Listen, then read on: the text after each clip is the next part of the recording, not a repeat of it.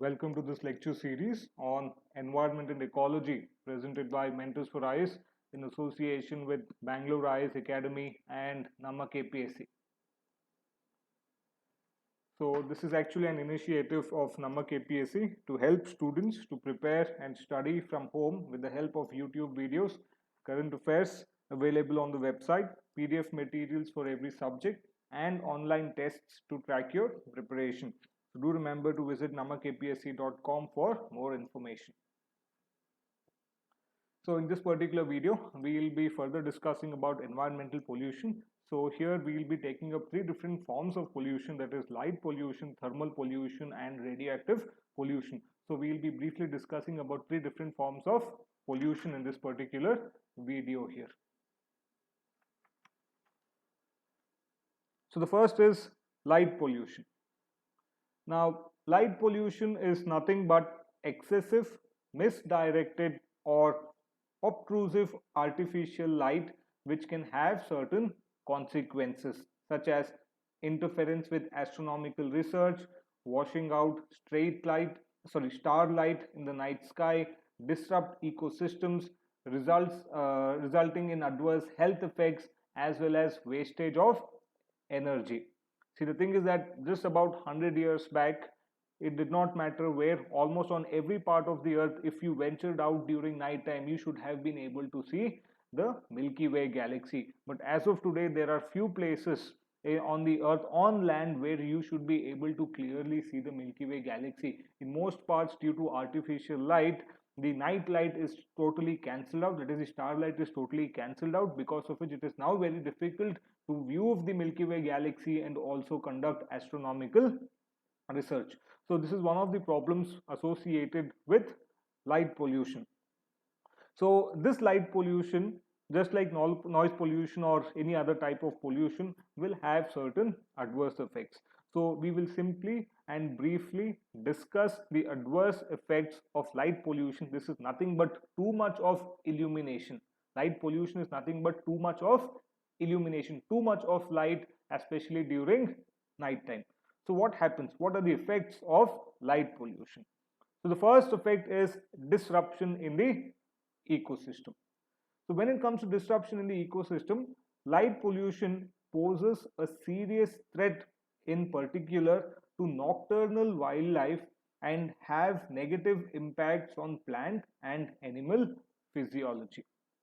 So first we can take up the migratory pattern as to how light pollution disrupts the migratory pattern of animals. I'm pretty sure everybody knows what migratory birds are. So some migratory birds actually use stars as a navigational tool during spring and fall migration, that is during spring and autumn migrations. So what happens is that during night time, big cities actually confuse these night flying birds, because of which these birds fly towards the city and actually crash into buildings. Those birds which do not crash and which do not die, they are exhausted pretty soon, because now they are lost and are very easily preyed upon.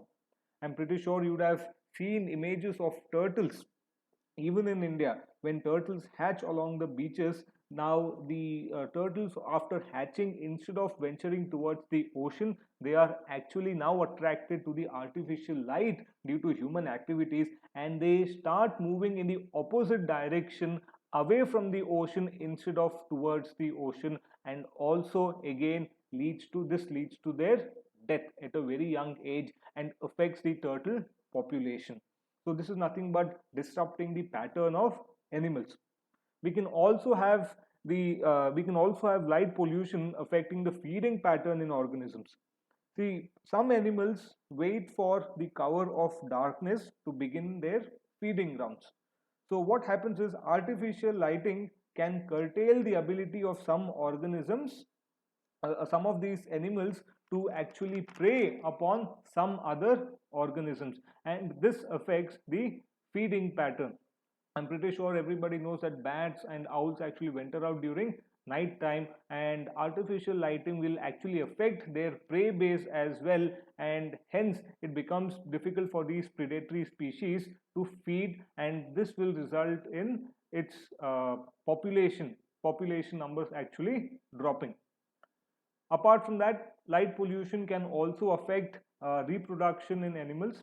See, many species like snakes, frogs, salamanders actually take a cue from lunar cycles in order to cycle out their mating pattern.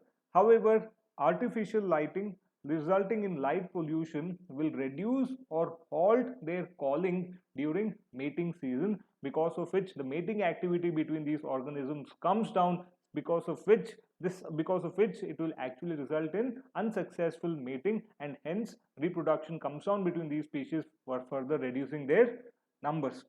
Apart from that, it can also affect the rhythm of life when it comes to these organisms. The artificial lighting can also affect the flowering cycle of plants. This also can happen. So next we can take up the adverse health effects when it comes to light pollution. Many species, including humans, actually depend upon natural body cycles known as the circadian rhythm and production of melatonin, which are regulated by light and dark, that is nothing but your day and night. So a certain hormone known as melatonin is actually produced. So if humans are exposed to light while sleeping, melatonin production can be suppressed. So I hope this is clear. You have melatonin and circadian rhythm. So many species, that is including humans, will have something known as a circadian rhythm, and also production of melatonin, which will depend upon day and night. So during sleeping time, if humans are exposed to a lot of light, melatonin production can be suppressed, and if melatonin production is suppressed, it can lead to sleep disorders, fatigue, headache, anxiety, and even obesity. Finally, if this continues for a long duration, it can also cause cancer, because melatonin is known to suppress tumor. If melatonin production comes down, then it may also lead to cancer. Hence, light pollution can have adverse effects on health as well. Apart from that, it can also lead to energy wastage. I'm pretty sure many know that lighting is actually responsible for at least 1/4 of all electricity consumption worldwide. So, over illumination causes energy wastage and increase in carbon footprint. However, the good news is that light pollution can be reduced easily by shielding lights properly, and only by using lights when required, where required, and by the amount which is required. Also, using efficient bulbs will help in saving energy. Therefore, light pollution is not very difficult to control, but it must be controlled, and rather it is not widely publicized, and people generally do not have awareness that light pollution is actually a form of pollution affecting the environment. So here you can actually see this. So this is nothing but an image of the Sydney Opera House in Australia. So on top of this, you should be able to see, something like flies actually whizzing around over there. Now these are nothing but birds which were actually consumed, a flock of birds which actually, migratory species, which actually got confused by these bright lights, and they started to fly around the opera house. So these kind of problems can actually occur.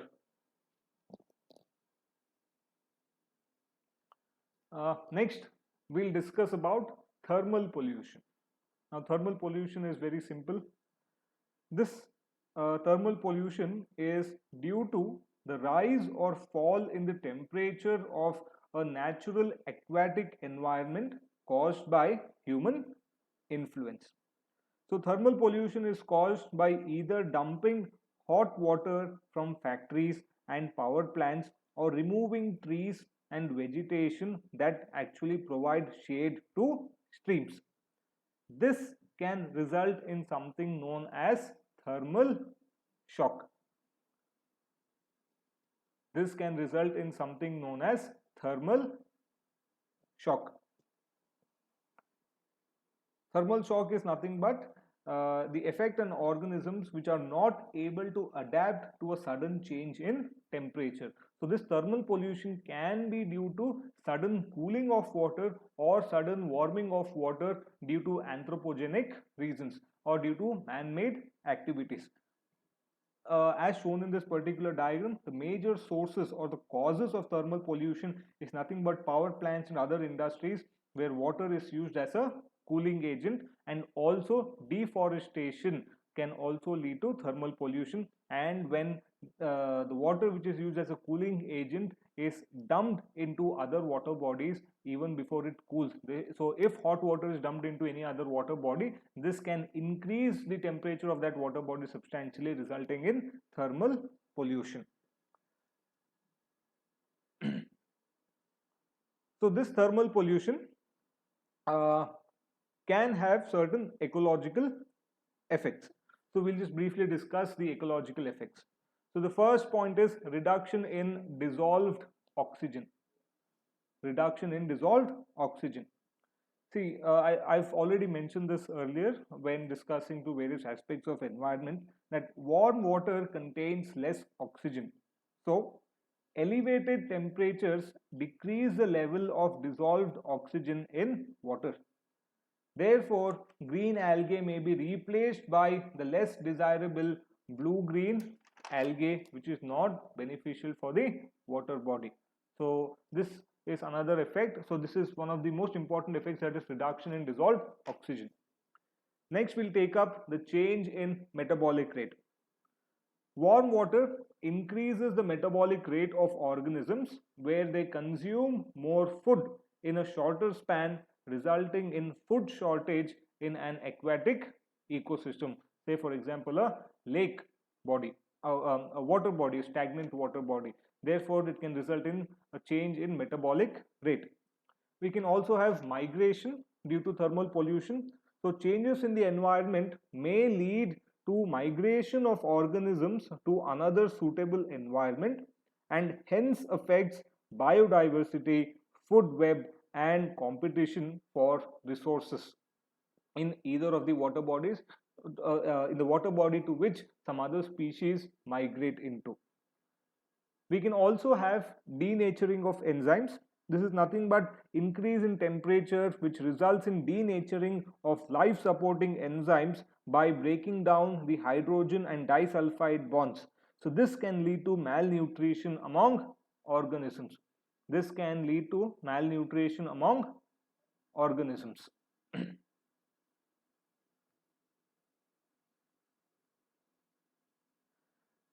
Next, we have death of species. Obviously, if there's a sudden change in temperature, if the temperature drops or if the temperature increases, we can have juvenile fish, plankton and algae which are very sensitive to temperature, which may actually die because they are not able to adapt very quickly.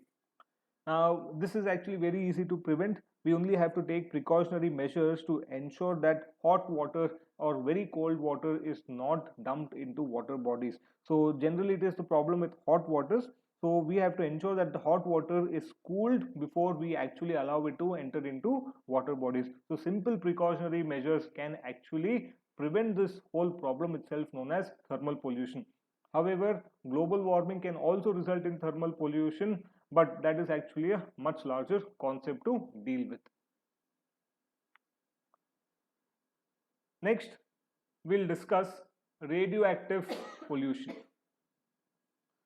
Now, radioactive pollution is caused by the presence and exposure of surfaces to certain radiations which are spontaneously emitted. It could be alpha rays, beta rays and gamma rays which are released during the radioactive decay of nuclei.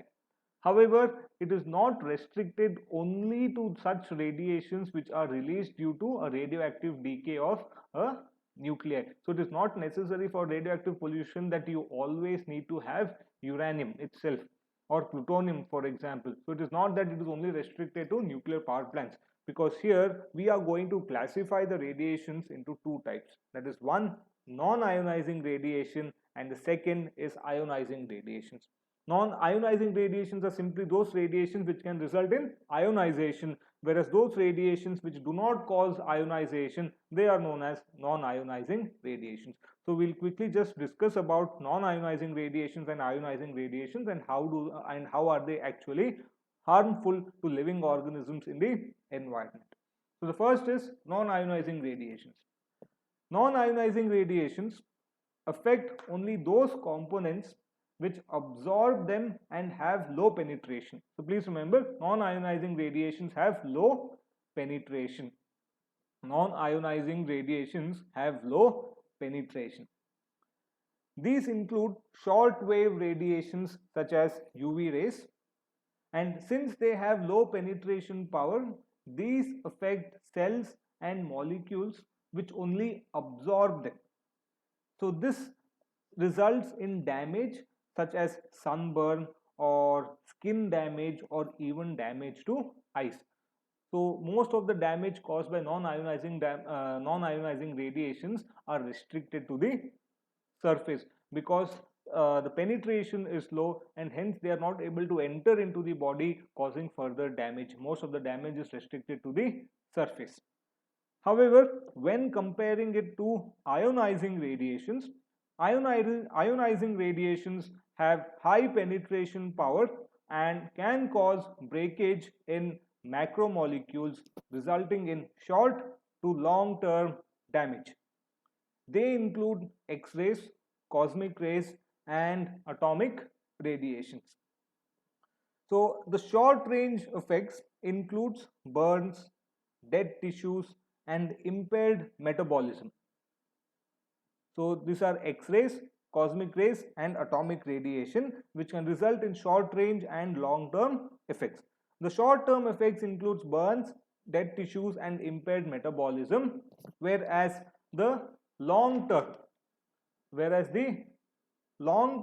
effects can result in mutations leading to cancer, developmental changes, and even shortening of lifespan. So these genetic mutations may also be passed on to the next generation. So the basic difference is that non-ionizing radiations are those radiations which do not ionize, plus most of the damage is restricted to the surface because they do not penetrate deep. When it comes to ionizing radiations, please remember, ionizing radiations are those radiations which result in ionization and can penetrate deep. They have higher penetration and therefore can even cause genetic mutations. These genetic mutations can also be passed on to the next generation, and therefore they are more harmful when compared to non-ionizing radiations.